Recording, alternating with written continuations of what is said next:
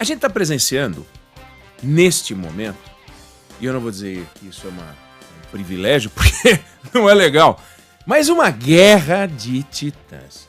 Guerra de titãs é um negócio incrível. Imagine 2 elefantes brigando na relva e você ali uma formiga vendo aquelas patas redondas gigantescas, e é isso que está acontecendo.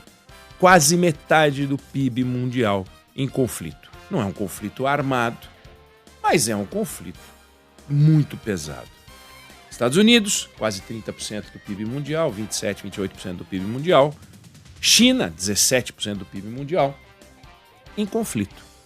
Entra nos Estados Unidos um presidente disposto a encarar um discurso de reindustrialização, de redução do saldo negativo da balança comercial.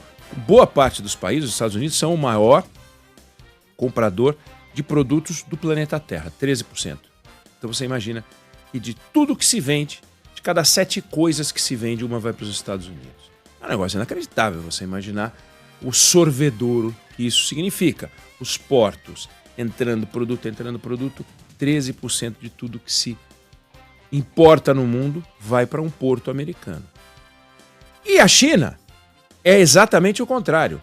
14% de tudo que se exporta no mundo sai da China. Então, o país que é o maior exportador do mundo, em conflito com o país que é o maior importador do mundo. E a relação entre esses 2 países é uma relação que vive um conflito há um bom tempo. Claro que se a gente voltar no tempo, houve até um tempo em que a China era uma economia muito importante.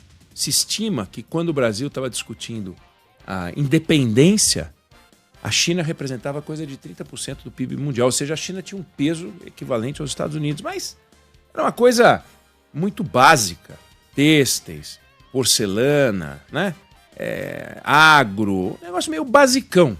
Não era algo a ser temido. E ela, a partir daquele momento, começa a entrar numa fase muito complicada. Era uma monarquia, você tinha as dinastias, a estrutura da sociedade no campo era feudal, e ela começa uma derrocada a partir desse momento, uma crise brutal que culmina com o fim de mais de 2.000 anos de império, quando é proclamada a República em 1912, 23 anos depois da proclamação da República no Brasil.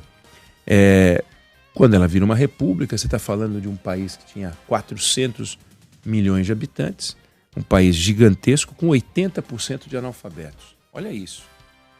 Na Europa, nos Estados Unidos, você tinha 10% de analfabetos nessa mesma época.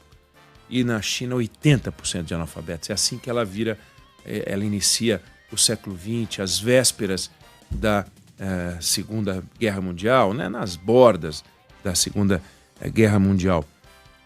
E aí, da Primeira Guerra Mundial. E aí você, logo depois da Segunda Guerra Mundial, é também a China que produz talvez a maior novidade geopolítica, quando você tem a República Popular da China proclamada, né, por Mao Tse-tung, 1949, alguns anos depois do final da Segunda Guerra. Você tem uma China totalmente destroçada, resultado de guerras de rebeliões, guerra civil, o diabo. E os efeitos da própria Segunda Guerra Mundial. E ali você começa uma retomada que começa com um grande desastre. Um evento de fome brutal, não climático, mas pelas apostas de Mao Tse-tung, uma tragédia que dizimou dezenas de milhões de chineses. Até hoje, um marco terrível na história chinesa, a ponto de, décadas depois, final dos anos 70, 2 de cada 3 chineses no campo tinham uma renda menor do que a que tinham em 1950. Ou seja, a China, ela que chegou a ser 150 anos antes uma economia forte, do ponto de vista do dinheiro, não das conquistas sociais, ela vai iniciar uma retomada que é simplesmente uma arrancada impressionante. Porque em 1980, o peso da economia chinesa, ou melhor, o peso da economia chinesa no mundo, o tamanho do PIB chinês no mundo, era mais ou menos o que o Brasil tem hoje, 1980. Aí em 1990, a gente que está na casa dos 2% do PIB mundial, e era o que a China tinha mais ou menos, ela já salta para 3,5%. Olha que coisa louca. Em 2010, ela já salta para 9,4% do PIB mundial. E atualmente ela tem 17% para 18% do PIB mundial. Olha a arrancada. Então a China, que produzia, que era algo curioso, uma experiência social assustadora, surge uma economia que ao mesmo tempo tem planificação com economia de mercado, uma mistura brutal, ela começa a chamar a atenção dos olhos do mundo e começa a preocupar. Um novo desenho geopolítico. Se você voltar na história, você vai ver retaliação com a China, mas não era contra a China, feita pelos Estados Unidos, era contra produtos. Então, vários produtos, por exemplo, em 1890, tem um ato do governo americano que estabelece uma lista de produtos que vai ser taxado, entre os quais tem a porcelana, que sofre uma taxação de 60%. Então não era assim, vamos pegar a China. Em 1890, não faria muito sentido. Mas vamos fazer aqui uma proteção da indústria americana e a China entrou nesse pacote. E aí, conforme a gente vai vendo hoje, 2018, você tem o primeiro pacote de taxações que atinge a China, em cheio, né? Lembrando que antes disso, em 2018, é governo Trump, primeiro governo Trump. Lembrando que antes disso, você teve episódios aqui e ali pontuais. Por exemplo, no governo Barack Obama, há 13 anos, 2012, houve uma taxação sobre painéis solares, uma coisa muito específica. Mas em 2018, você tem um pacote sobre produtos, né, na China. Agora, olha que interessante. Olha que interessante, porque em 2018 aconteceu algo muito parecido com o que está acontecendo agora. Os Estados Unidos fazem um pacote contra a China faz um pacote contra os Estados Unidos. Olha só que interessante, eu fui levantar os números. 2018, os Estados Unidos importavam da China, presta atenção aos números, 539 bilhões de dólares. E exportavam para a China 120 bilhões de dólares. O saldo da balança comercial era de 419 bilhões contra os Estados Unidos. Ou seja, os Estados Unidos recebiam 120 e pagavam 539. Era desfavorável, produzia um déficit na relação de 419 bilhões de dólares. Esse era o resultado de 2018, quando Donald Trump resolveu fazer um pacote contra a China. Num primeiro momento, esse déficit chegou a cair. Hoje, olha isso, Sandro. Eu falei que era 539 importados. Sabe quanto que os Estados Unidos importam hoje da China? 3,5 tri. Era 539. Sabe quanto ele exporta para a China? 2,5 tri. O que aconteceu? A importação de produtos chineses de 2018 para cá, do primeiro pacote Trump para o segundo pacote Trump, aumentou 6,6 vezes. 6,6 vezes! 539 bi para 3,5. 580, 3,5. E a exportação aumentou 21 vezes. Ou seja, o pacote, de alguma maneira, surtiu um efeito na exportação, saiu de 120 bi exportados para 2,5, 21 vezes. Só que o saldo aumentou, era negativo de 419, foi para 990, quase um tri. Também ele aumentou.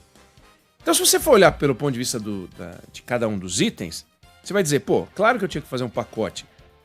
Os chineses estão vendendo quase 7 vezes mais para a gente do que vendiam quando eu fiz o primeiro pacote. Aí os chineses vão dizer, mas peraí, você está vendendo 21 vezes mais do que vendia para mim? Eu comprava 120, estou comprando 2.600 quase, 2.600.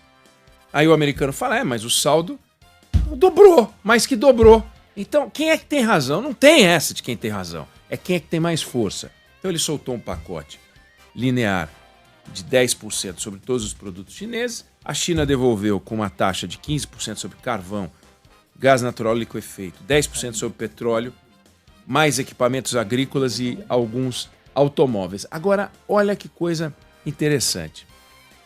Quem é que paga essa conta? Na cabeça de alguns pode ser, os Estados Unidos estão ferrando a China. Ou a China está querendo retalhar os Estados Unidos. A gente chama de retaliação. A gente chama de retaliação quem impõe o pacote. Mas, veja, em 2018, quando o Trump fez o pacote de tarifas, o que aconteceu com os preços dentro dos Estados Unidos? Aumentaram. Porque, óbvio, é um pacote de tarifas, não é uma barreira comercial, não é uma barreira que proíbe a entrada de produtos chineses. É simplesmente o seguinte, olha, se você quer comprar o que você comprava antes, você vai pagar mais caro. Então, ele onerou a sociedade em 2018. O custo de vida subiu. Ao mesmo tempo, os agricultores americanos sentiram um efeito sobre a exportação dos produtos que eles faziam para a China. Aí surgiu até um dado que era o efeito máquina de lavar. A máquina de lavar nos Estados Unidos aumentou 12%. Ficou 12% mais cara. Então o americano fala, mas que legal, vocês ficam brigando aí, eu pago 12% a mais na máquina de lavar agora. Esse é o efeito que você tem quando você tem um pacote de tarifas. Você tem uma política macroeconômica para fazer um rearranjo da ordem econômica mundial e quem paga a conta é a sociedade. Então, o que a gente está testemunhando nesse momento é a maior guerra comercial do planeta. Entre o maior importador do planeta e o maior exportador do planeta, envolvendo números monumentais. Monumentais. O que os Estados Unidos vendem para a China é mais do que o PIB brasileiro. E o que a China vende para os Estados Unidos é 1,5 vezes o PIB brasileiro. Olha isso. Olha o tamanho dessa bagaça. E quando você tem uma tensão desse tipo, sobra para todo mundo. No primeiro momento, a primeira reação é de mercado.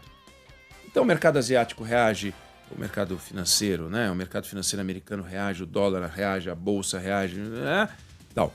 Mas o que a gente tem que ver é que abóboras assentadas, como é que as coisas vão ficar? O que vai sobrar? Né? E o que vai sobrar para o Brasil? Porque se é os americanos, né? América para os americanos, a China para os chineses, vamos lá, Brasil para os brasileiros, o que vai sobrar para a gente? Essa é a grande pergunta que a gente tem que esperar para ver. O que vai acontecer para o Brasil? Surgirão oportunidades? Surgiram em eventos anteriores. Vai abrir um espaço para a gente exportar mais para a China? Vai abrir um espaço para a gente exportar mais para os Estados Unidos? A posição do Brasil é boa nessa guerra? Por enquanto, é promissor, pode ter oportunidade. Então a gente tem que ficar olhando isso e, obviamente, nós vamos saber explorar essas oportunidades. Mas o que eu queria mostrar é que, primeiro, os Estados Unidos aliviaram com o México e com o Canadá, ele sobretaxou produtos mexicanos e canadenses, mas adiou, mas com a China não.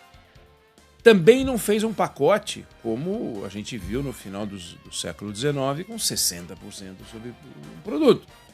Fez o linear 10%. Vai ter um efeito? Vai ter. Em 2018, os americanos pagaram $1.200 a mais no que compravam em função disso por ano. Teve um efeito. Tem um efeito sobre PIB, tem um efeito sobre crescimento e teve um efeito do outro lado chinês também sobre o crescimento chinês. Então, como é que as coisas vão ficar? Eles estão se observando, fizeram os movimentos. A China falou em recorrer ao OMC. A China entrou na OMC em 2001. Vamos aguardar para ver. Eu queria fazer hoje um panorama para você ter uma ideia da dimensão desse negócio. E que nós, como um país tipicamente exportador e que tem um mercado interno grande, não tão grande quanto o chinês, não tão grande quanto o indiano, temos que aproveitar a oportunidade. E temos que aproveitar a oportunidade também para nos qualificar. Temos que aproveitar a oportunidade para nos tornar um país mais competitivo. Um país que possa atrair investimentos, porque de repente, num desenho desse, pode surgir uma oportunidade de investimentos para a gente atrair empresas. Para isso a gente tem que ter não só um mercado comprador mais sólido, que é aumento de renda, que não vai ser uma coisa artificial, mas a gente precisa ter mão de obra qualificada, gente capaz de poder entrar no processo, porque o dinheiro não escolhe, o dinheiro não tem ideologia. O dinheiro não é, eu não gosto do Lula, odeio o Lula. O dinheiro vai para a China, vai para os Estados Unidos, vai para Vietnã, vai para qualquer país do mundo. Não tem ideologia. O dinheiro quer retorno. O diálogo do dinheiro é: eu te dou uma grana e você me devolve um punhado. É isso que a gente quer ver poder o Brasil conhecer com solidez. Eu queria chamar a atenção para isso. Não sei se você concorda, se você discorda, mas essa é a visão que eu tenho sobre o assunto.